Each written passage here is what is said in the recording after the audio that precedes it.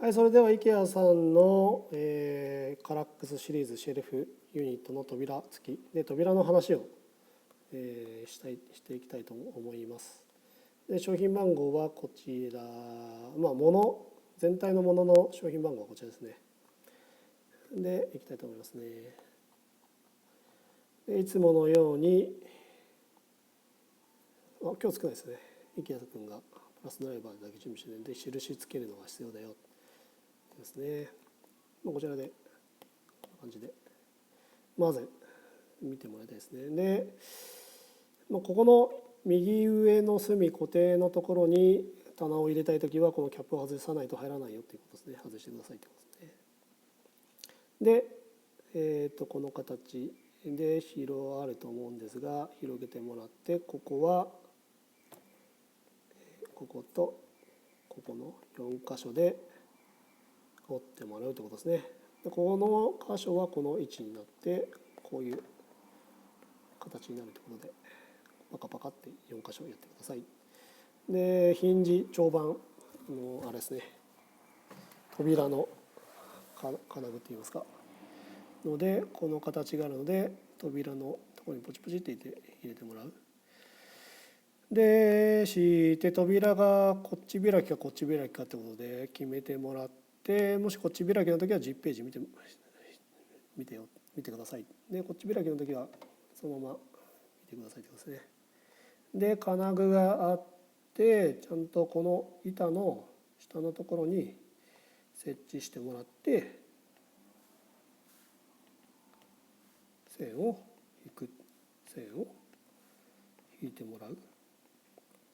上から見ると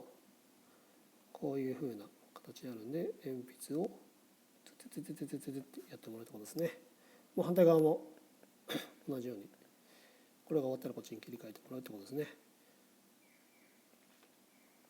ちゃんとここで押し込んでもらってこの位置が重要だよってことですね。で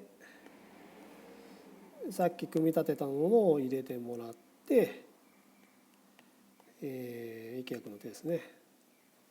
ちゃんと音の手ですね入れてもらって、ここのやっぱ注意したのはさっきの鉛筆で書いたところの角のところの印がちゃんと、一致するようにして飛び出さないようにして奥すぎないようにしてねっていうところですね。で、扉の金具の部分棚の部分をセットしてもらうってことですね。で A のところでネジを締めてもらう。上が終わったら下まず下をやって上をやってもらってで次に反対側もやってくださいと同じようにちゃんと印を見てもらって角になるように印を受けてもらってですね。で棚でつけたところの前方後円のところにブチュって入れて引いてもらってプラスドライバーで固定してもらう。で扉のつかむ部分をつけてもらって、あとは忘れがちなんですけど扉の、開閉で閉じる時ですね、音が鳴らないようにキャップつけてもらう。で調整するために上下方向の時は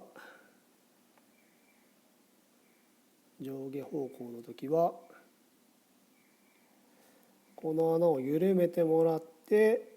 上を上下してもらっていいところでねもう一回締め上げてもらう。で、上下っていうことはここに隙間ができるってことですね。でここに隙間があってちょっと斜めっていう時は先ほど前方後円のところのネジを緩めてもらって調整してもらってもう一回戻すってことですね。で前方向とかあとは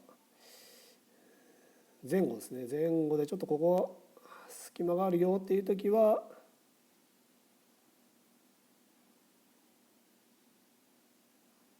違いますね、すみません、訂正です。さっきのはこっちの時は前方後円緩めてその先、同じ水平の位置のところのを調整していいところがあったら前方後辺のところを締め直すということですね。でこれが前後の時は前方後辺のところを緩めて扉自体を上下前後させて最後に同じ前方後辺のところをやるということですね。よしそんな感じですね。反対こっち側の開くときはこっちのページから見てくださいということですね。こんな感じで終わりたいと思います。でさっきの評価はいいか。終わりたいと思います。